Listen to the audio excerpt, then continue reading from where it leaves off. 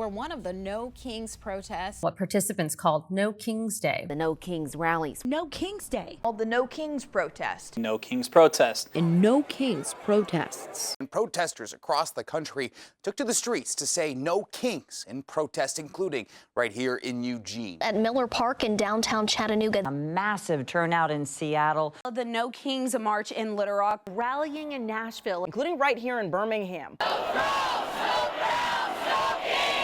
The United States of America has no kings. We don't need anybody that's going to take complete power. I'm tired of what's happening with the government system. We certainly don't need a king. I can't believe the world that we are living in right now, and what I don't recognize our country. So this is just going to be therapeutic for so many people, and this is the beginning of something big.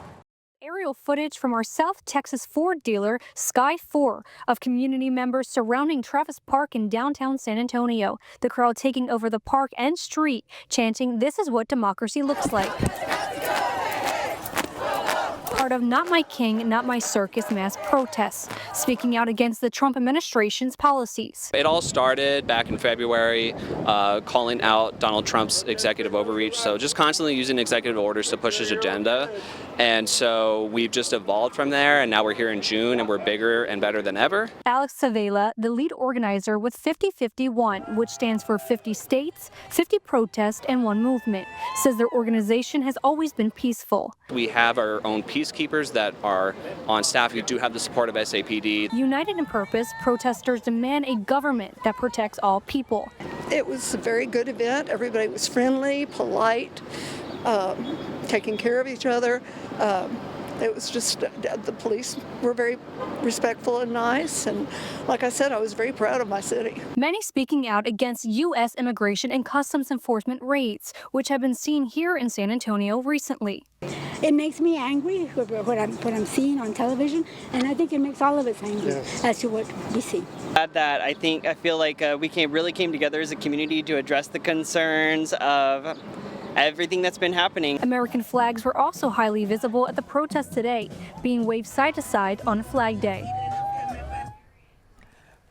All right, this is a view from high above. Thousands gathering at Travis Park in San Antonio, one of thousands of protests in cities across America billed as No Kings protest against President Trump's policies, including mass deportations. This is a view from your South Texas Ford dealer, Sky 4, showing crowds stretching for blocks. San Antonio estimating there are thousands of people, that's the police there, gathering downtown in and around Travis Park. A protest police are now calling peaceful until later tonight. San Antonio was not the only city in our viewing area taking part in National Days of Protest. There were 2 in Guadalupe County, and News 4 San Antonio Stephanie Esquivel showed us how the Guadalupe County Sheriff's Office went all out to make sure people there stayed safe. With signs and flags, hundreds of people showed up to the No Kings rally in Cibolo on Saturday morning. While there was a lot of chanting and honking, everything remained peaceful. Standing against the actions of a president who seems to want to be king. The No Kings rally in Cibolo started before noon. People there expressing their opposition to the recent arrests happening outside immigration courts in San Antonio. I feel that the administration is overstepping their bounds of due process and what is the right of law. Others standing up for their right to express themselves. Regular, hardworking Americans are being forced to be put through unspeakable things, detained so violently at these protests for doing nothing but exercising their First Amendment right. Several DPS troopers nearby to ensure the rally remained peaceful. Dozens of Guadalupe County Sheriff's Office deputies were also present, with patrol units continuously driving by. Earlier in the week, the Guadalupe County Sheriff's Office ensuring there would be a visible law enforcement presence at both the Cibolo and Seguin No Kings rallies. Law enforcement leaders from each of the major agencies in Guadalupe County have been communicating and preparing to assure a safe environment for all parties involved. It's our respect to them and our appreciation. We understand that this isn't possible without them. It's a cooperation. My whole process when I do this is to ensure I'm the least friction on this city and the city's resources. Christopher Gaffney, organizer of the rally in Seguin, expressing his appreciation not only for the Guadalupe County Sheriff's Office, but also the Seguin Police Department, who also had a visible presence. Several retired teachers attending attending the event in Seguin to express their opposition to mothers and children being detained by ICE. The students, the children, they're not responsible for any of this, yet they are being punished. The No Kings rally in Seguin was scheduled to last 3 hours, but with incoming storms, more than half of the people left within the first hour. In Seguin, Stephanie Esquivel, News 4 San Antonio. And out in Boerne, the so-called Kick Out the Clowns rally brought hundreds of people to the hill country there. News 4 San Antonio's Phil Sterling talked to protesters there to find out more about what they want changed.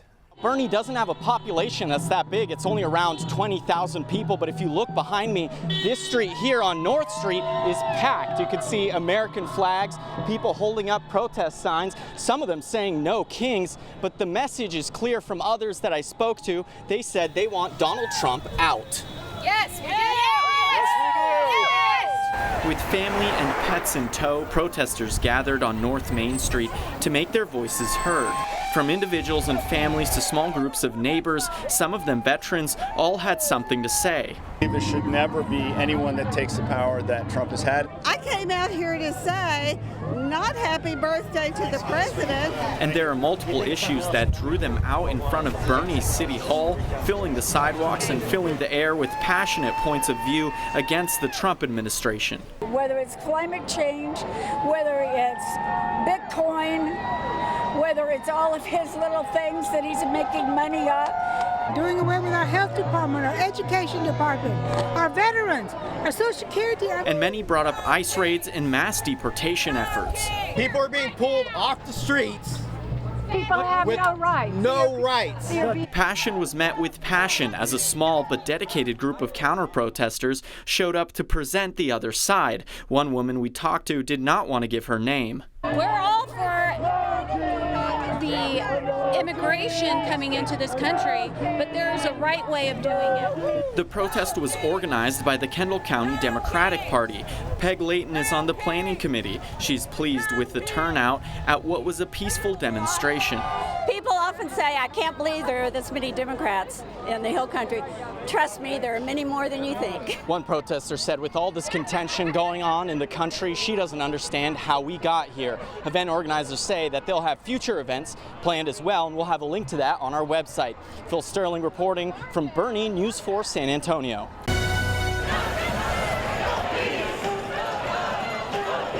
I think Trump is a danger to the country. This isn't about left and right. This is about connection and us standing up together. Millions marching from coast to coast. In all 50 states, people hit the streets to protest the Trump administration. A massive turnout in Seattle. According to police, an estimated 70,000 plus protesters of all ages and backgrounds marched from Cal Anderson Park to the Seattle Center today. Hi, everybody. Glad you're with us. I'm Michelle Esteban. The protest dubbed No Kings Day was in response to President Trump's military parade tonight. The No Kings nationwide protest coincided with Trump's call for the parade billed to honor the 250th anniversary of the Army. The fact that the parade falls on President Trump's 79th birthday and opposition to his policies.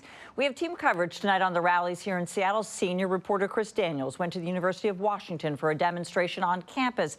But we want to begin with KOMO's Ryan Sims, who was at the massive rally that took over much of downtown Seattle.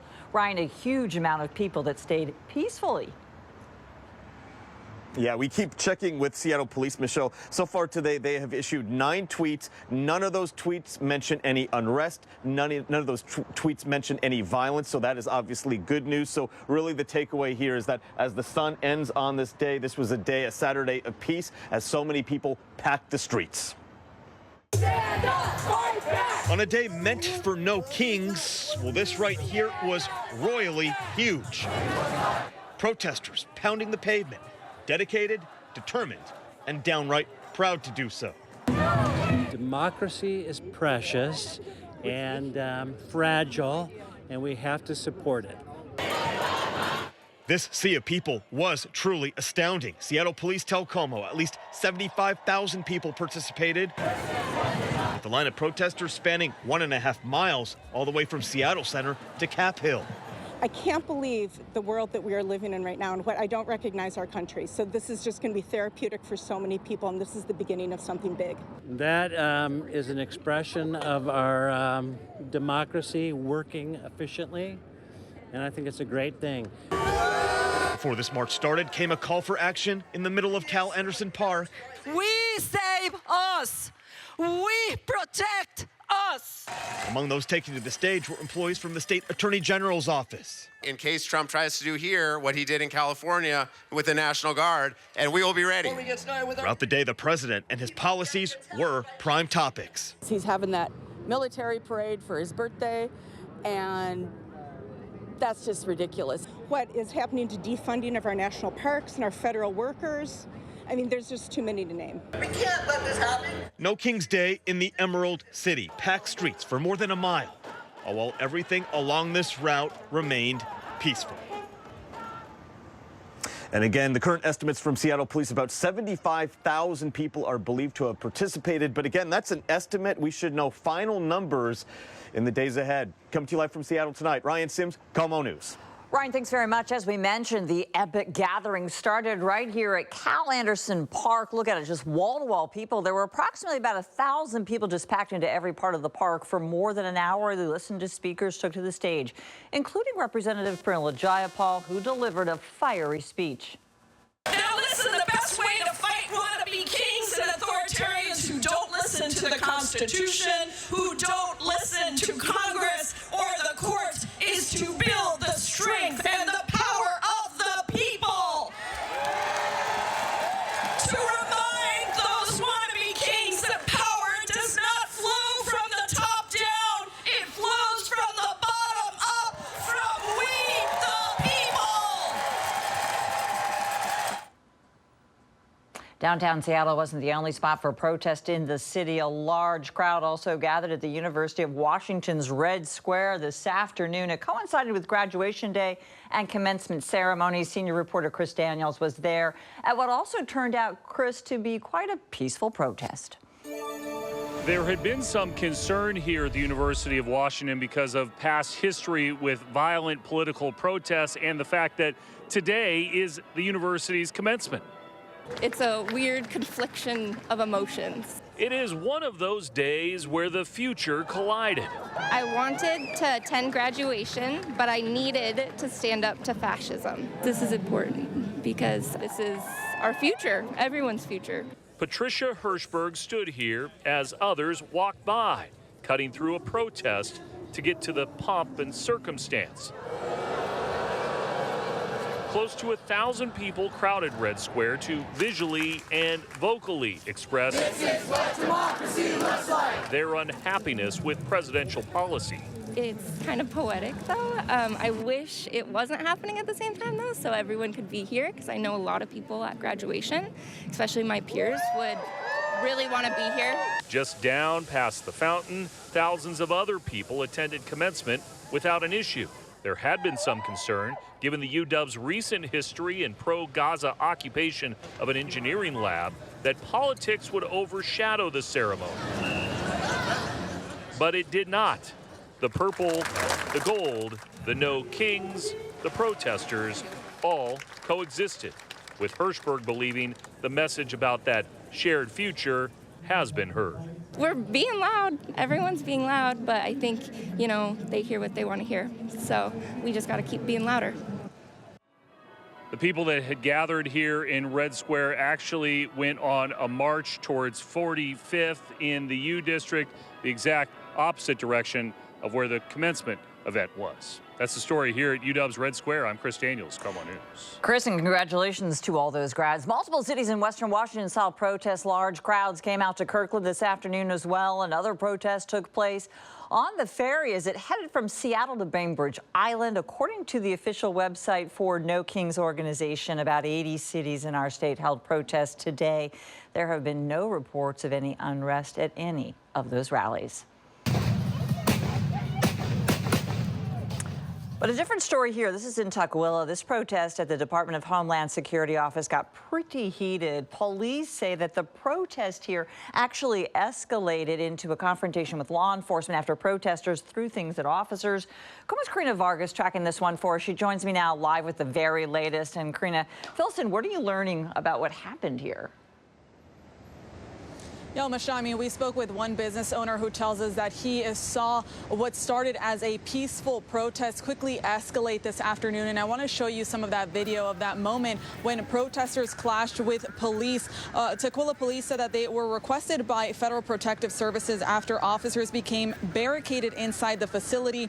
A large group of demonstrators had blocked the south entrance, reportedly using street signs and other materials to create makeshift barricades. Police say that before they got there, demonstrators had already caused some property damage, and officers say that they gave several warnings to clear the entrance. And while many complied, others refused to move. That's when officers say that objects like frozen water bottles and rocks were thrown at them. And that's when officers deployed pepper spray and pepper balls to disperse the group and remove the barricades. Homeland Security officers also assisted in the operation. And one business owner right across the street said that he saw it all unfold.